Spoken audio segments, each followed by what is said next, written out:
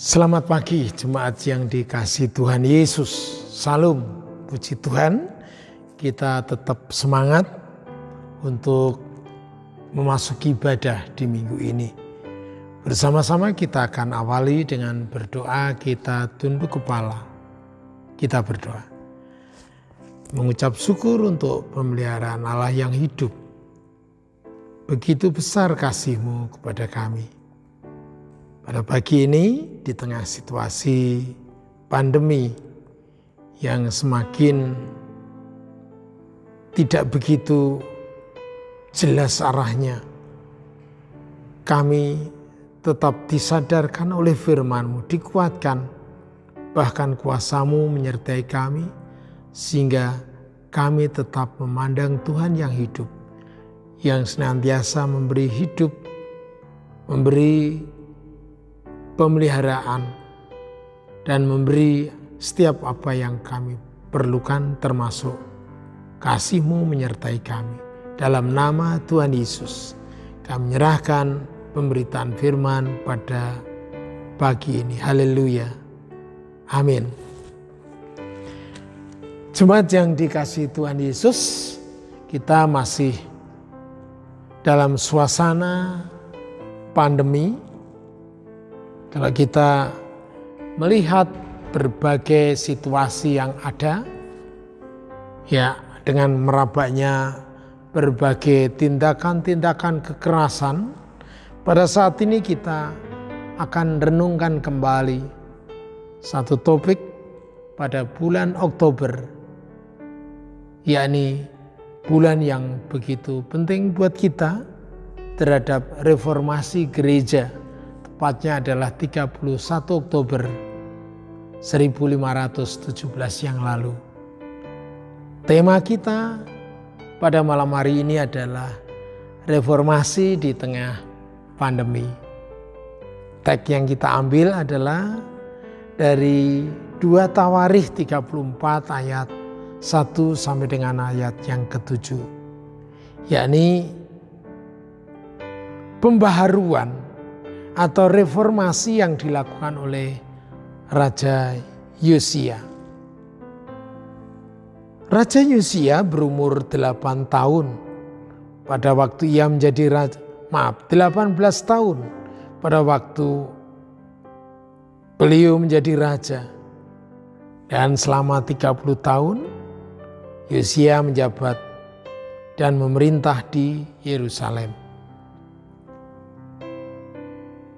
Ayat yang kedua cukup jelas.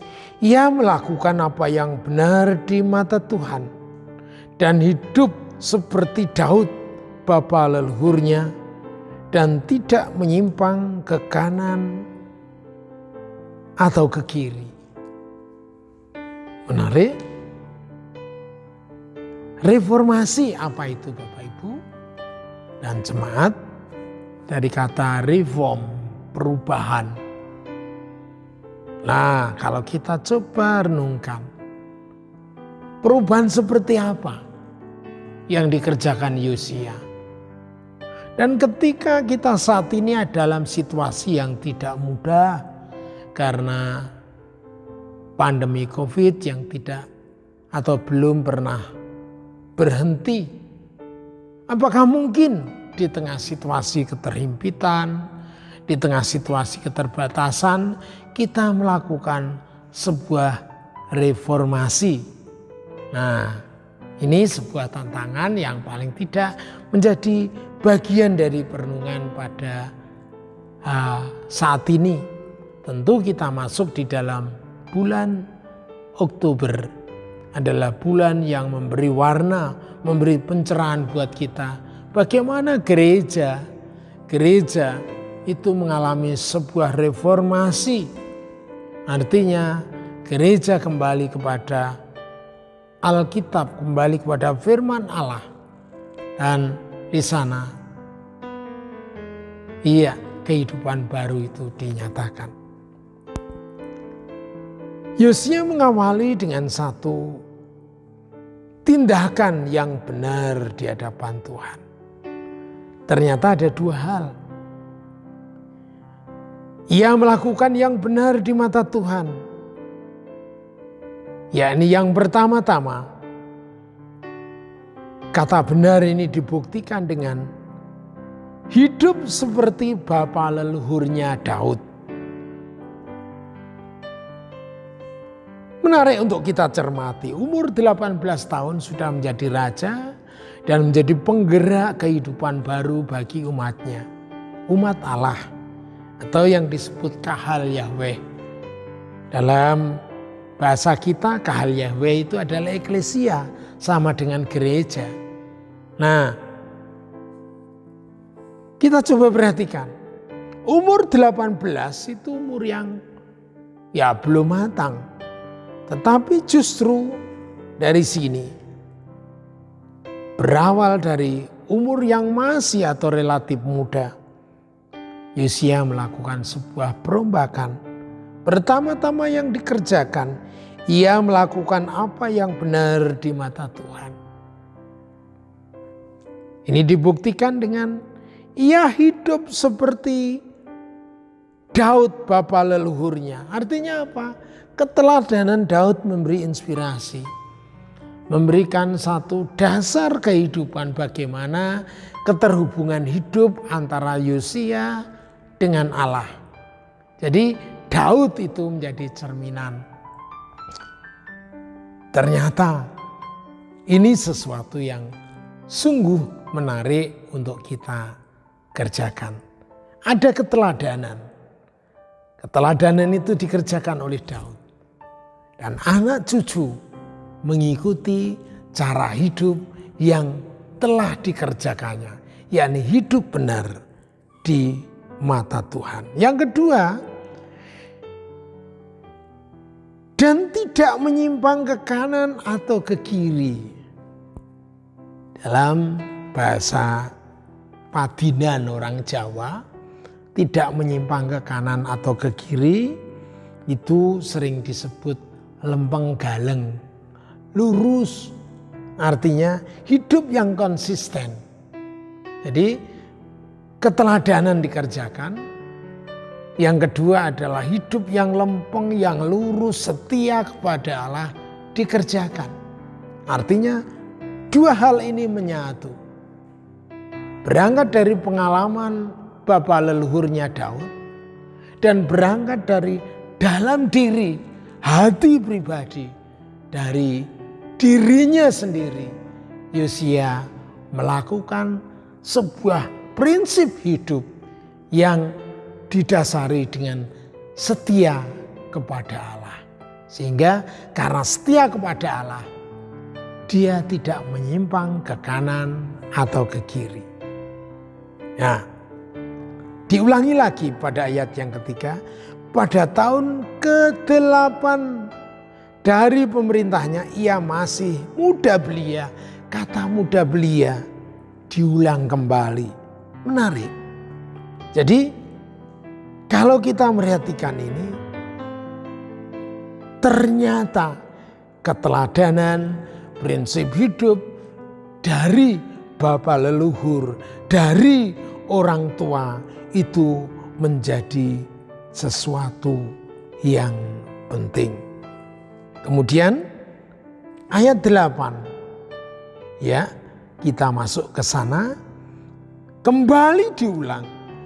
Pada tahun ke-18 dari pemerintahnya, setelah selesai mentahirkan negeri dan rumah Tuhan, ia menyuruh Safan bin Asalia dan Maesa penguasa kota serta Yoah bin Yohas bendahara negara untuk memperbaiki rumah Tuhan. Bicara tentang waktu juga. Menarik. Ternyata Yosia melakukan sesuatu yang berbeda. Yang berbeda dari sebelumnya. Bapak-bapak sebelumnya yang hidup tanpa Tuhan, yang hidup meninggalkan Tuhan, malah mereka hidup justru banyak dipengaruhi oleh pemujaan terhadap berhala-berhala Baal. Jemaat Bapak Ibu yang dikasihi Tuhan. Yosia belajar mencari Tuhan. Coba kita perhatikan ayat yang keempat. Iya, mesbah-mesbah para Baal dirobohkan. Di hadapannya ia menghancurkan pedupaan-pedupaan yang ada di atasnya. Ia meremukkan dan menghancurkan tiang-tiang berhala, patung-patung pahatan dan patung-patung tuangan, dan menghamburkannya ke atas kuburan orang-orang yang mempersembahkan kurban kepada berhala-berhala itu. Inilah perubahan yang dilakukan. Meninggalkan cara hidup yang berbeda dengan orang-orang sebelumnya. Tentunya setelah Daud ini, setelah Sulaiman. Sehingga jemaat yang dikasihi Tuhan, apa yang dikerjakan oleh Yosia menjadi tonggak. Bagaimana hubungan kembali dibangun antara umat Allah, Israel dengan Tuhannya. Ya, sehingga dari sana pembaharuan itu dikerjakan. Tentunya banyak tantangan, tetapi itu yang dikerjakan. Ya, selanjutnya perubahan-perubahan itu dilakukan untuk membersihkan penyembahan terhadap dewa-dewa dan kembali mengajak umat Allah untuk beribadah kepada Allahnya. Dan menarik adalah apa yang dikerjakan Yosia adalah mentahirkan Yehuda dan Yerusalem. Coba kita perhatikan, ada sesuatu yang dikerjakan. Mentahirkan Yehuda dan Yerusalem. Firman ini biarlah menjadi satu tonggak untuk gereja Allah, jemaat Tuhan di tempat ini. Di tengah kesulitan, mungkinkah perubahan ini bisa kita kerjakan? Tentulah berangkat dari sikap hati, prinsip hidup yang memang memiliki dasar keimanan yang telah diletakkan oleh bapak-bapak leluhur. Tentulah Daud punya peran banyak. Mari kita renungkan, siapkah kita membawa anak cucu kita memasuki perubahan-perubahan untuk semakin setia kepada Allahnya. Barangkali teknologi sekarang menjadi Allah, menjadi ilah. Barangkali kebiasaan hidup menjadi ilah. Barangkali budaya yang bertumbuh kembang sekarang menjadi ilah. Dan Tuhan semakin terpinggirkan. Apalagi di tengah berbagai kesulitan. Kalau kita coba melihat dari analisis berbagai psikologi sosial menjelaskan dampak COVID, dampak pandemi ini cukup mengubah perilaku emosional baik seseorang maupun kelompok itu semakin tidak terkontrol. Tapi coba kita perhatikan, dalam situasi yang seperti ini, mampukah kita melakukan yang baik, bahkan terbaik untuk generasi kita, untuk anak-anak kita, untuk masyarakat kita? Tentulah prinsip yang dimiliki Yosia menjadi prinsip yang penting. Yang pertama, mencari Allah.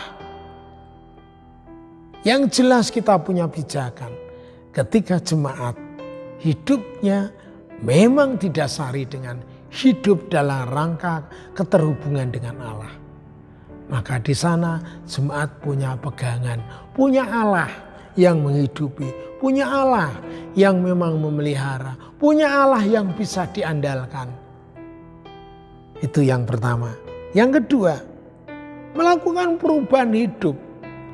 Jadi kebiasaan yang telah mapan, berani nggak kita porak-porandakan? Berani nggak kita untuk semakin kikis dan kita melihat Allah sebagai sumber dari kehidupan ini. Kemudian yang ketiga, ada upaya. Kalau Yerusalem dan Yehuda itu ditahirkan, berarti ternyata kata tahir itu berangkat dari sesuatu yang diawali dengan kenajisan. Sesuatu yang najis harus ditahirkan, harus dibereskan. Yesus Kristus adalah menjadi sumber dari perubahan yang telah berkorban untuk kita. Dan di sana perubahan itu dikerjakan dalam rangka untuk memenuhi belas kasihnya kepada manusia yang semakin nyata.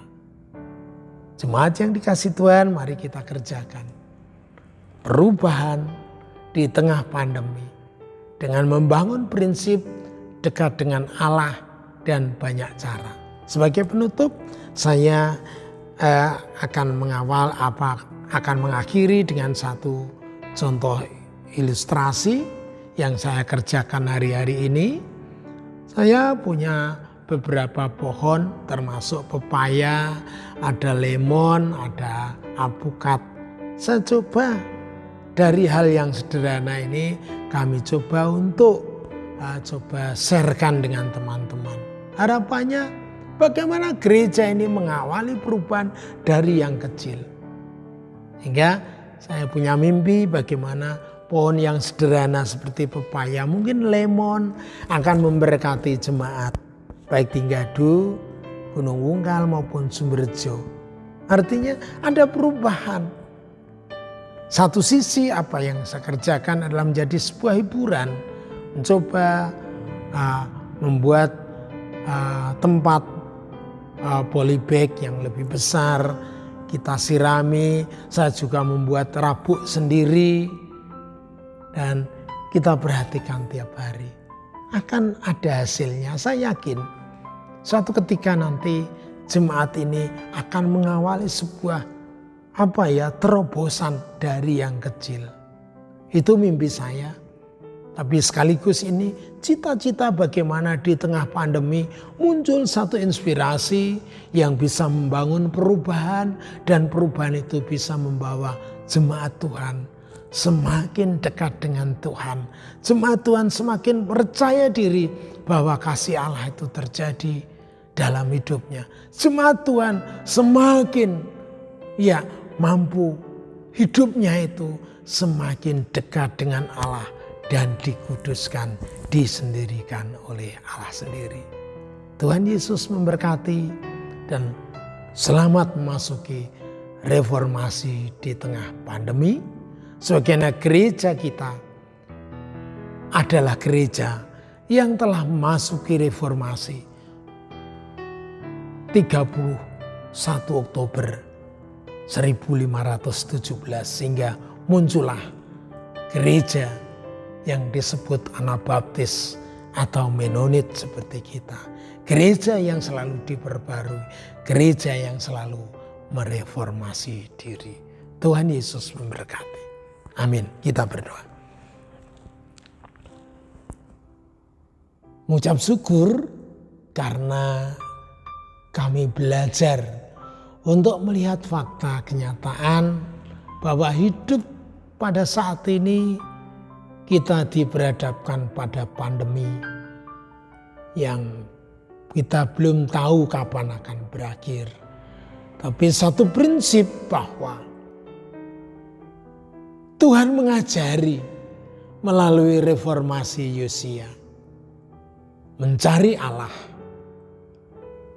kemudian merobohkan berhala-berhala, menghancurkan berhala-berhala, dan yang ketiga adalah pentahiran umat Allah baik di Yehuda maupun Yerusalem. Biarlah semuanya menjadi gambaran dan tindakan yang bisa kita kerjakan di tempat yang kecil seperti Sumberjo, seperti Gunung Wungkal, seperti Ngadu.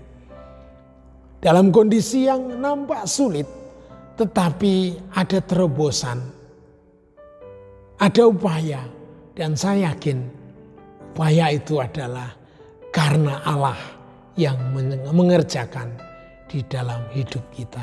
Dari yang kecil, jemaatmu akan diberkati. Dan itulah mimpi kami.